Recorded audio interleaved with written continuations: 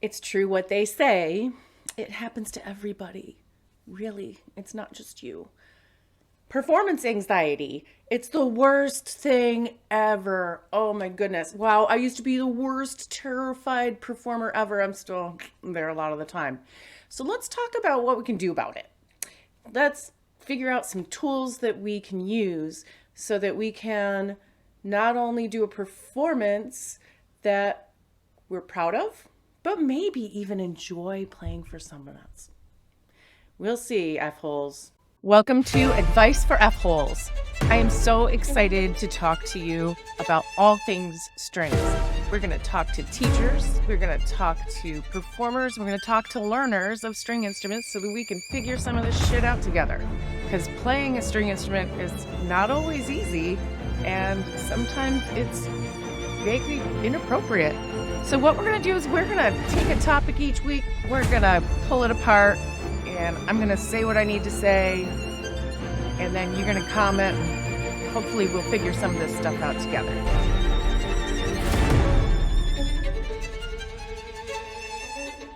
I'm your host, Tracy Emerson. I've been teaching strings for over 30 years. I started playing violin back in 3rd grade, and there are a lot of great things that I've learned over the years, a lot of great things I've shared over the years, and still so many things that I'm puzzled about. So I hope you'll join me on this adventure as we figure some of this out together. Hi. So since we're going to talk about nerves today, performance anxiety, you might want to get yourself a nice mug of chamomile tea, just like I've got. Okay, I know I usually have something a little more exciting when we're having our little chat, but you know, F-holes, we all need to calm down sometimes. So here we go. That's disgusting. God, it tastes like grass clippings. So, performance anxiety, I'm going to share with you my personal story and journey with how performance anxiety started with me. I'm sure you all have similar horror stories in terms of this. And then we're going to see what could I have done and what can I do now so that I can break that cycle. All right, so first of all, I was not nervous as a little kid. Little Tracy, when she started playing violin, loved it. It was so much fun, and I loved learning every new Suzuki song and memorizing it. I did all the school concerts, and I did all the solo fests, and I loved it. It was just great. I was not particularly shy about playing. I wasn't a show off either. It just was something that I really enjoyed. And then came high school, when we're all a little self-conscious about absolutely everything we are and everything we do. But still, I was not, like freak out level at all until my sophomore year and my all-state audition. So I walk into the room ready to play the Mozart Concerto No. 4, D major, first movement. And my pianist starts the introduction, and everything just seemed to go. It just kind of caved in on me. She made a little mistake in one of the passages, just very slight, and kept going, and that was it. Down for the count. Oh my gosh. Just shaking the ricochet bow. Oh, it was terrible. So my tone was awful. And then also, because there was an error, I was doubting every note I played. The voice in my head was just tearing me apart. How are you able to do this? Oh no, not that shift. Oh, you missed that one again, just like you had worked on when you practiced it. All the voices, it was terrible. And then the adrenaline overload. My heart was beating out of my chest. Everything was shaking. It was the worst. I made so many errors that I had never made before. I just played terribly. It was so embarrassing. And of course, in these auditions, that's not the end of your journey. Why, no, there's still a sight reading excerpt to plow through. So Again, I think I've mentioned before, I'm more of an auditory learner. I can read, I can sight read, but it was always intimidating to me. So, wow. By the time I left that room after the sight reading, I already had the tears streaming down my face. I don't even know how long it took me to recover from that moment. And obviously, it's something that still is just embedded in who I am. I can go back to that moment and see the room I was in. It was terrible. Okay, so I know we've all had experiences like that. The problem is I really, really, really wanted to make All-State on violin. I really wanted it, and I knew it wasn't going to happen. And it just broke my heart. Like everybody that's had an audition that did not go their way, I was heartbroken.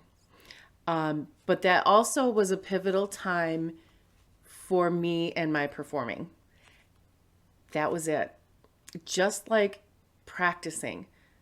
The more we do something, the more it just takes root and becomes the thing that you practice, right? So from that moment on, every time I had to play, I was a nervous wreck. And so I really feel that just became a part of my core and a part of my being as a violinist. And as much as I tried this and that, calm down or over prepare, do all of the things, read all the books, and yeah, there was just nothing that was going to get me out of that spiral for a really, really, really long time. So I have some wisdom now that I didn't have, and I don't have the instant answer, but I've got some really good strategies that have helped me because I was a 10 out of 10 for nervous playing.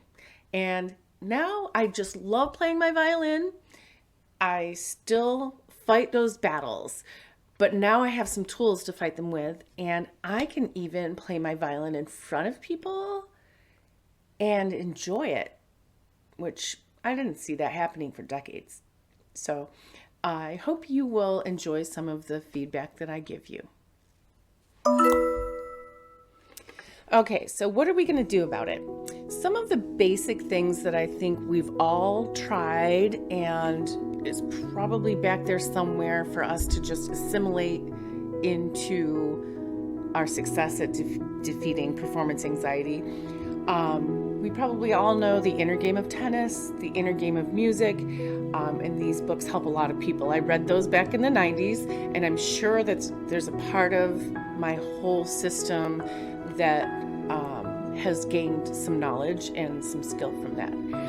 Another thing that I think is really important is maybe some self-help books. I love those. That's a great section of the bookstore. And honestly, therapy won't fix it, but it can help you with getting some tools to combat it. And therapy is good for everybody. So I feel like a combination of those things in my life made a big impact, and were kind of there as my backbone for when I was ready to really juggle this and figure it out. All of those strategies helped out a lot too. So obviously, there's a lot of self-care involved in getting yourself to a state where, okay, I can have the confidence to play in front of people and I can get it under control. All right, but here are some really good ideas taking it to the next level. Here's what finally kind of worked for me, and what continues to work for me.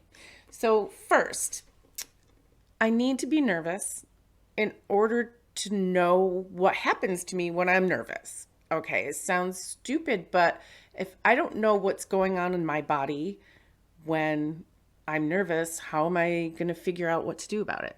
So physically, taking stock of what is it that happens for you. For me, it's the bow bouncing off the string, the nerve thing. And so I had to really give it some good thought. Okay, that's one thing that happens to me.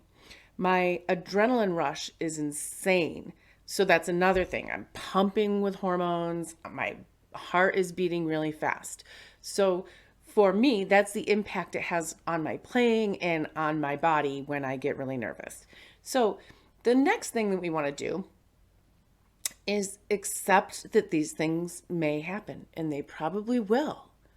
And that took a long time for me to go, okay, this is something I've practiced doing every time I've performed for the last 30 years. Okay, 40, maybe. Yeah, probably more like 40. So that's going to be what my body's going to do until my body learns something different.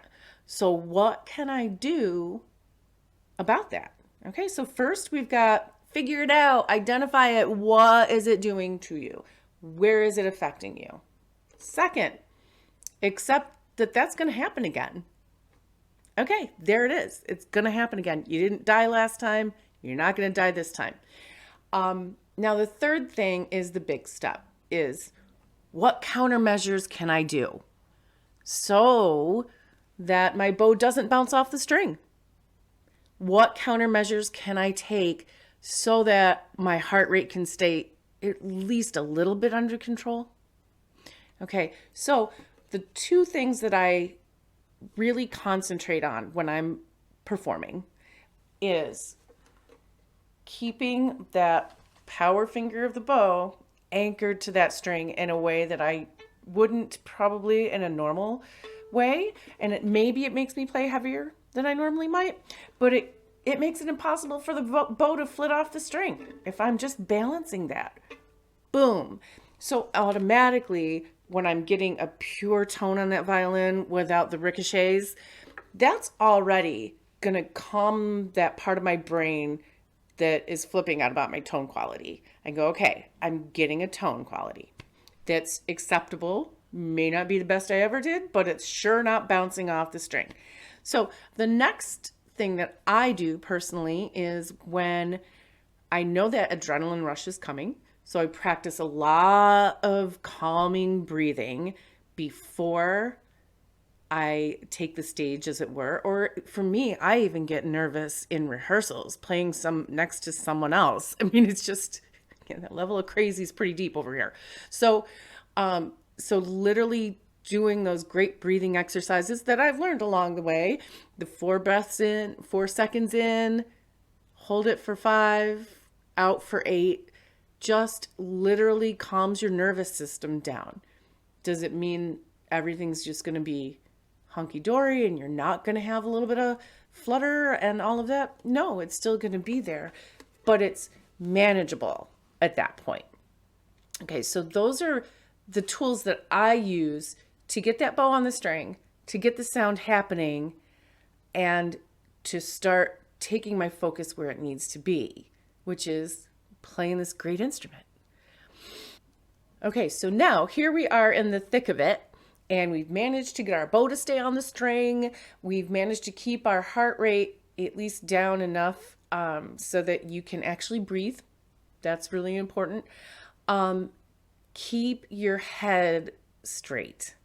And that is one of the hardest things I find, is the voice in my head is telling me, oh, your stand partner is judging you. Oh, your vibrato is a little off on that one. Yuck. Oh my gosh. All the stuff, the self-criticism in my brain that, again, countermeasures I have to do. So have realistic expectations of what you're going to be playing and what you're going to be doing. And every time you have that little voice inside you, you just need to tell it, shut the fuck up. Okay? You've played violin for how long? You've enjoyed playing it for how long? The person next to you just screwed up 4 notes too. So what? It's okay. Oh my gosh. Get your head in the game for what you're really there for. All right. And then when it's all done, we tend to, again, really criticize ourselves. And maybe that's more a violin thing than anything else. I don't know. Violinists, man, we can criticize the heck out of ourselves and other people at times, but mostly ourselves. Yep, self-directed. So it is very, very important for you to take stock of how that went. Be reasonable. Look at it and go, okay, I didn't die.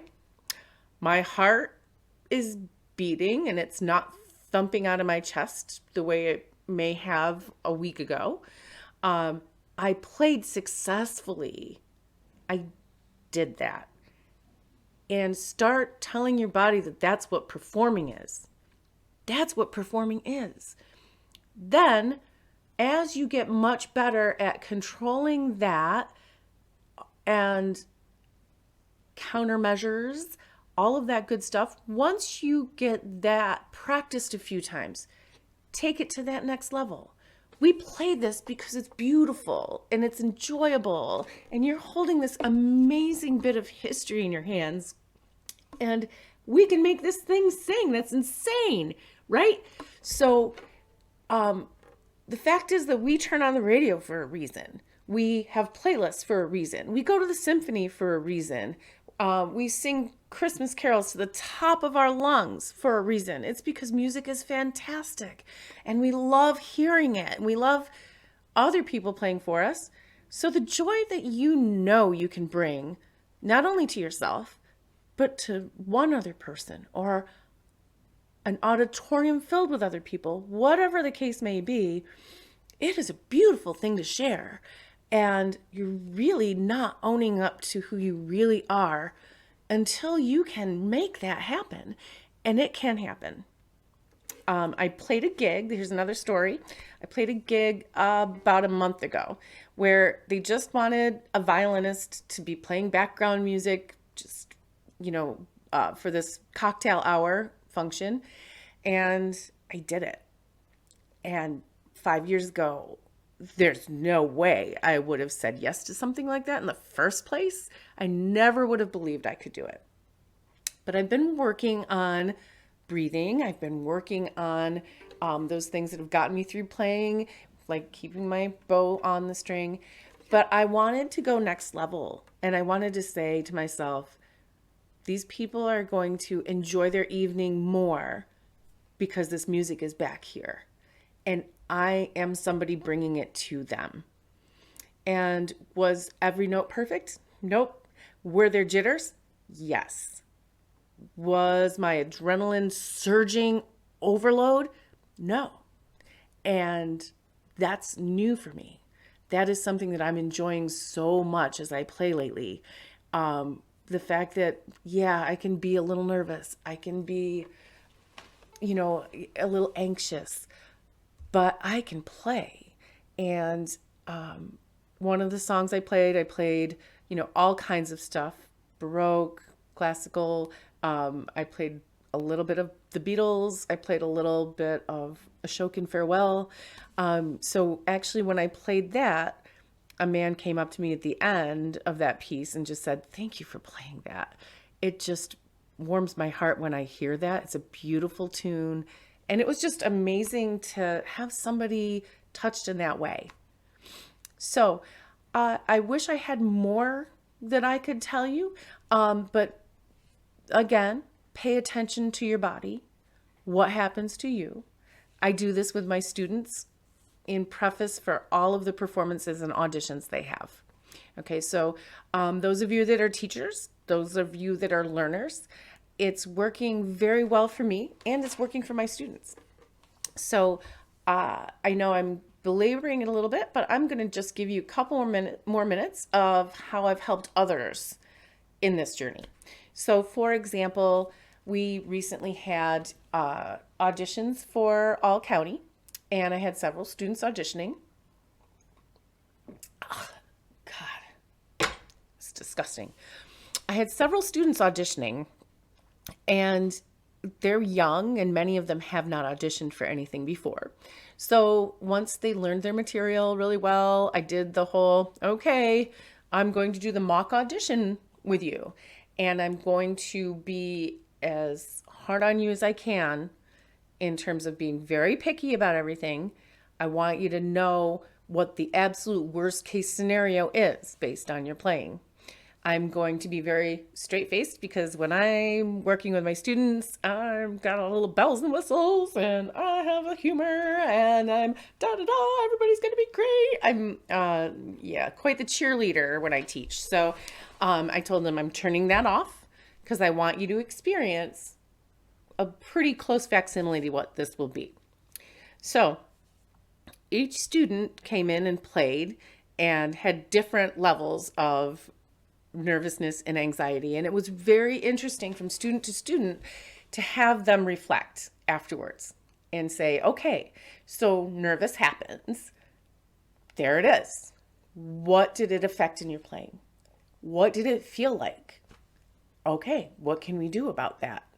So, for example, I had one of my students play with very little bow on the scales and play, and every minute little note that wasn't just perfect kind of went and corrected and corrected and corrected. So this student said, I'm just, my confidence just goes away when I enter the door.